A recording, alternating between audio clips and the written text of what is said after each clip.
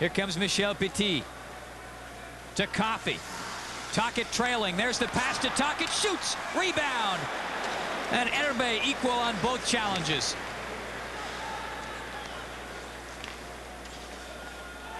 Canada's opportunities have been few.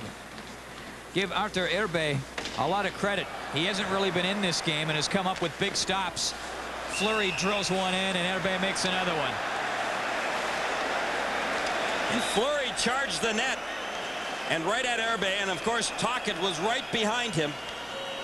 What Canada don't want to do right now, when this game is way out of hand on the scoreboard, 6-1, is embarrass themselves by taking some bad penalties and by causing any fights right now that would be very unnecessary on their part.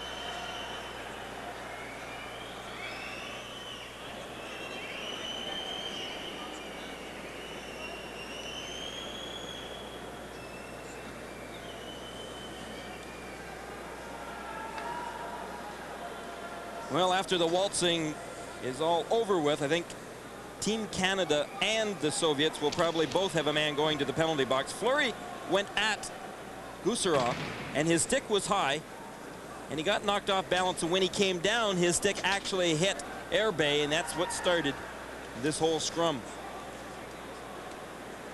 Well, so far, Rick Tocchet heading off to the penalty box, as well as Igor Kravchuk of the Soviets. Tocchet gets 2 for roughing. Penalties coming at 13:04. And Kravchuk also picking up 2 minutes. Offsetting minor penalties. And both Tocchet and Kravchuk getting roughing penalties. So Canada with a 4-on-3 for the next 8 seconds. And most of that 8 seconds will be spent in the neutral zone.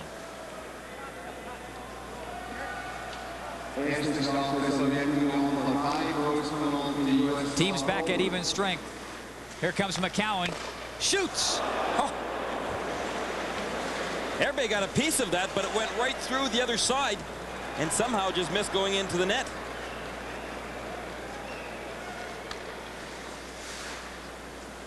Konstantinov coming up. Lidster knocks it away.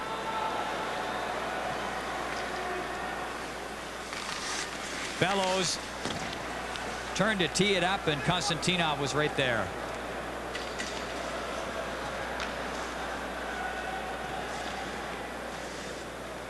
Lidster stops Konstantinov that time. McCowan lets it go for Yzerman. The pass up over 2 lines. And that gets the whistle. We've played 13:59 of the third period. 1:05 remaining in the offsetting minors to Tocchet and Kravchuk. Well, so what this sets up for Wednesday then, Paul, is a good opportunity for the Soviets once again, of course, to come up with the gold medal. And after the preliminary round, it was Team Canada, Rick Tocchet and Team Canada, that were the favored team to win the gold medal. Boy, how that has changed quickly. Well, it brings up an interesting point. It's sort of a microcosm of the NHL season, where I think it was Mike Keenan who developed the strategy a couple of years ago of doing well enough during the regular season to qualify for the playoffs and then gearing your season towards the postseason. Here, your record from the round robin is not carried over into the medal round. So if you just qualify for the medal round, hey, why not? But they call that the Al Eagleson rule. It was Canada that wanted that change, and they forced the change a few years ago. Curtis Leschyshyn decking Fedorov in the corner. This is Leschyshyn's first shift of the game. He'll come over and belt Fedorov again along the boards and rough him up afterwards, and Leschyshyn gets 1 shift, and he will get 1 penalty. A roughing call, not surprisingly, considering the way he was going over Fedorov along the boards. Well, just a reminder, this coming summer out in Calgary, some of the finest hockey minds in the world will get together at the International Coaches Seminar, sponsored by the Canadian International Hockey Committee. The dates are June the 14th to 17th in Calgary. And if you're interested, then contact the Hockey Canada office in Calgary.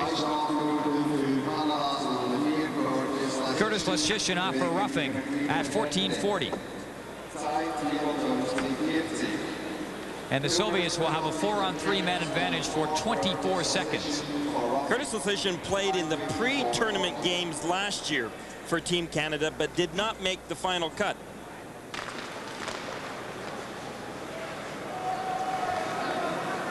It was a fairly aggressive penalty, no question about it, by Curtis Lucian. Makarov up ahead to Fedosov. Off the boards. Kristich. Tatarinov. Makarov centers it right in front. Kristich was tied up. And Acton clears. Now a 5-on-4 for the Soviets for the next minute and 30 seconds. Here comes Makarov. Drops it off. Great drop pass. Pryakin. Back to Fedosov.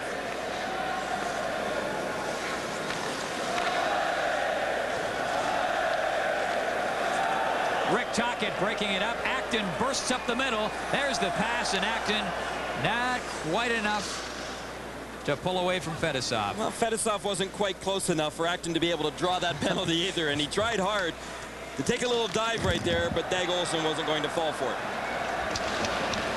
Kristich breaks in, centers it in front for Pryakin. Here's Pryakin in the corner now. 45 seconds left in the power play.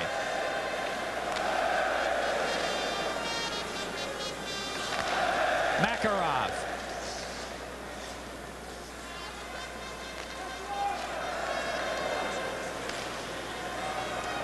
.30 seconds left in the power play. You know, a key component if you're going to play that small tight box is making sure you don't commit yourself going down on one knee and trying to block the pass. It just becomes a 5-on-3 when you do that. Pryakin battling in there with McInnes. And McInnes holding his own. Kristich.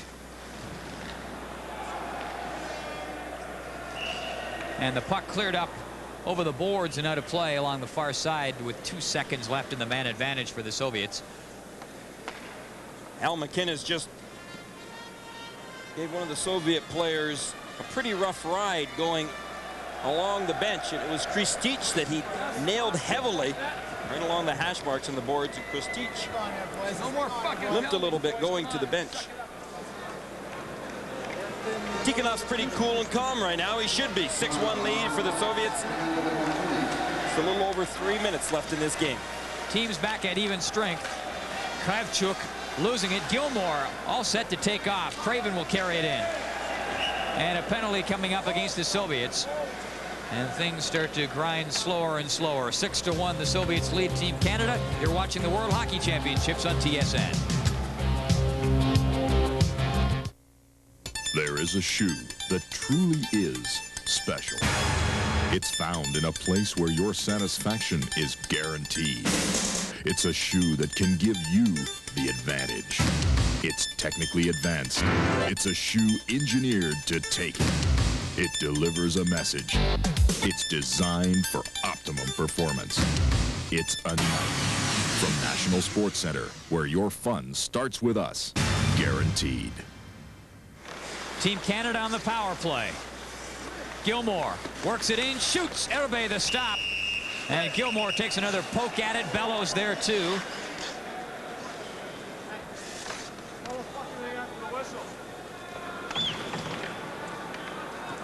A minute 48 to go in the Team Canada power play. So now the goal after getting out of this game is to look ahead to the final game, Canada and the Swedes, and Canada will be playing the Swedes for the bronze medal. Well, the signs on Bykov's face is that he's been involved in lots of tough going, and he's such a great worker for this Soviet team. He's the smallest player on the team, at 29 years of age. He took over as captain of the club after Fedosov left and went to the New Jersey Devils. Which is really ironic because Bykov's career almost came to an end back in the early 80s when he was arrested for shoplifting in Stockholm. The Soviet Ice Hockey Federation was so embarrassed they suspended him from international play for a year. And he managed to come back and regain face, I guess, regain respect, and here he is now wearing the captaincy on a very experienced Soviet club. A lot of experience mixed with a lot of new faces. Well, a couple of shoplifting incidents by the Soviets also taught the Soviet players also taught the Soviet Federation of ice hockey to give their players a little bit of money in their pockets, so when they went on the road to play in these international tournaments and they saw some things, that they could at least have the opportunity to purchase a few items to take back. They didn't even have enough money in their pockets to buy a Coca-Cola when they went on the road. And of course, with political times changing a great deal, those situations won't arise as much anymore. Offside. Al MacInnis playing in his first World Championship. Surprising that MacInnis and Coffey haven't chipped in a little bit more offensively, because in those two guys, Gary, the top scoring and the second highest scoring defensemen in all of the NHL.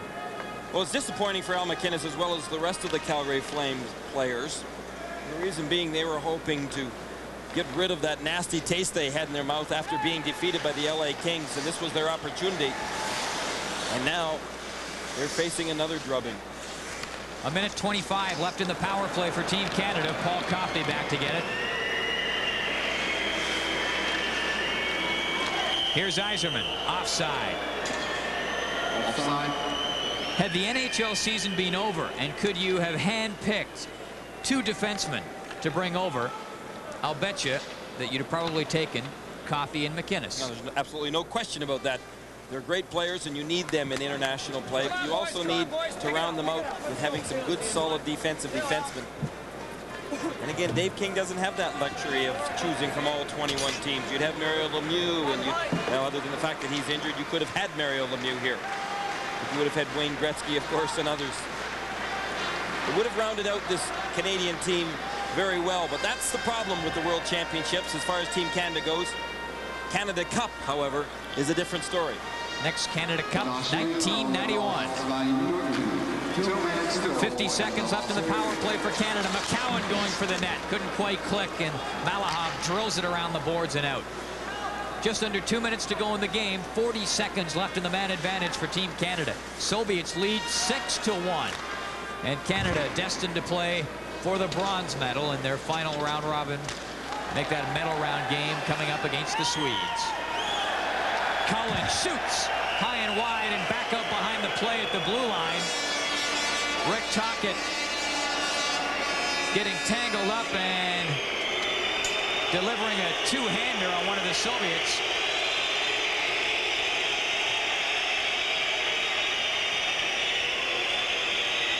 That was Vladimir Konstantinov, who Tocchet tattooed. Now Konstantinov then grabbed hold of Tocchet's leg and pulled him down right on top of him, so he was asking for trouble.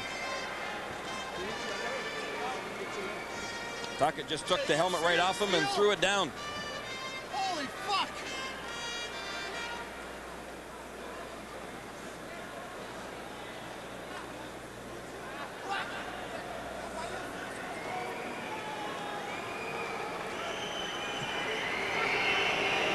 So Tocchet only gets 2 minutes, and there's Konstantinov down on the Soviet bench. Looked like his right arm got twisted around when they were all tangled up. Tocchet gets it for roughing. Well, that's about all that he did to Konstantinov. Zeit 58. 2 minutes penalty to USSR's number 16, Vladimir Konstantinov for slashing, and 2 minutes penalty to Canada's number 22, Rick Tocchet for roughing. Well, your television menu for Wednesday, as far as the World Championships are concerned, we will show you both games. The gold medal game between the Soviets and the Czechs at 8:30 Eastern. That is 8:30 a.m.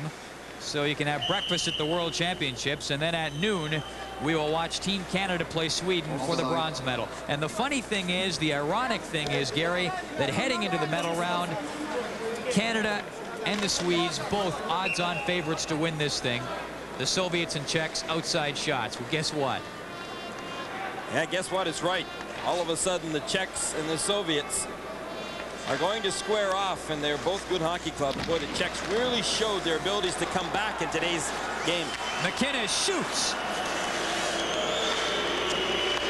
A minute 15 left. MacInnis had it poked away, and you can hear the fans whistling whenever Team Canada touches the puck. The whistling, of course, booing over in Europe. And it's unfortunate because Team Canada certainly had the fans on their side heading into this game and heading into the tournament. Yzerman trying to chop it out in front. Adams with a chance. Herbe with the save. McInnes. 2-on-1 for the Soviets. Nemchinov. To Kravchuk. Right in front. Score! Fedosov.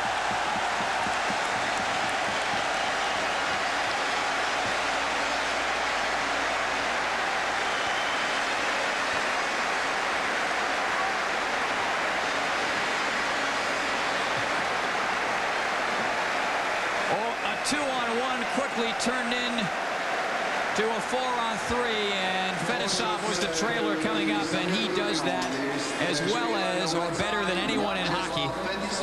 The late man coming up, and all of a sudden that pass goes back, and boom, the guy's free, and he walks in. Fedosov gets the goal, and it comes at 19:28. The Soviets up by a score of 7-1.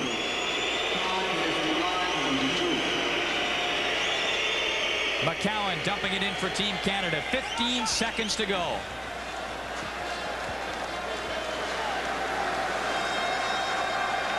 So the Soviets will go on to play the Czechs for the gold. And Canada will have to be content with playing the Swedes for the bronze.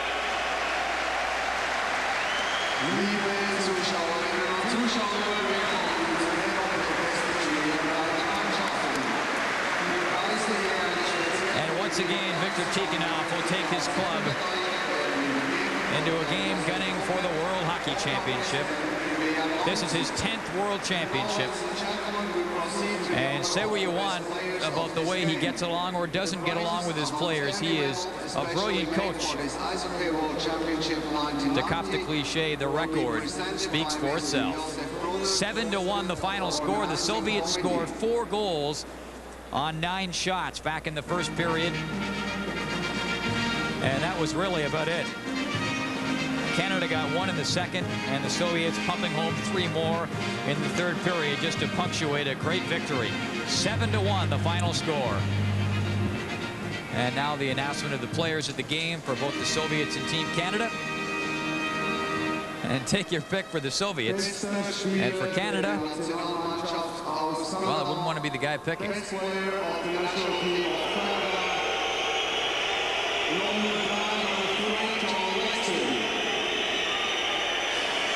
And the fans continuing to boo Team Canada as a result of some unnecessary roughness at the end of the game.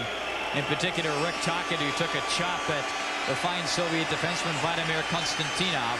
Doug Lidster, the player of the game for Team Canada.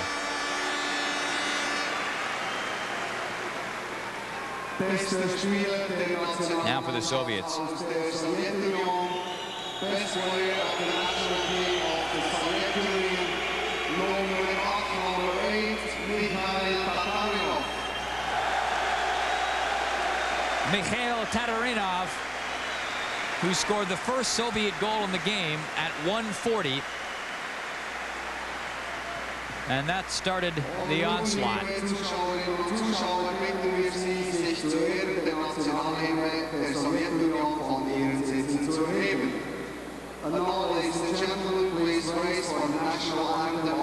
And now the national anthem of the victorious Soviet Union.